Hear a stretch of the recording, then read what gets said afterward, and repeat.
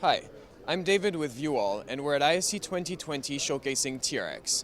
So, up to now, Viewscape has been our main product, but our ecosystem has grown a lot. So you can see we now have our range of ViewStream encoders, decoders that range from very, very small devices up to quite large systems, and our Viewscape to control your with VuWall.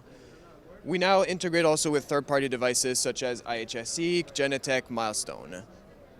Some of the new features for this year are that all of our traffic in TRx is now fully encrypted, and we've enhanced our users management as well as the control panel designer, which now allows you to do nice control panels like this where you can have all custom images and custom actions. So I can very easily send any source to any of my VuWall controllers or displays across the network.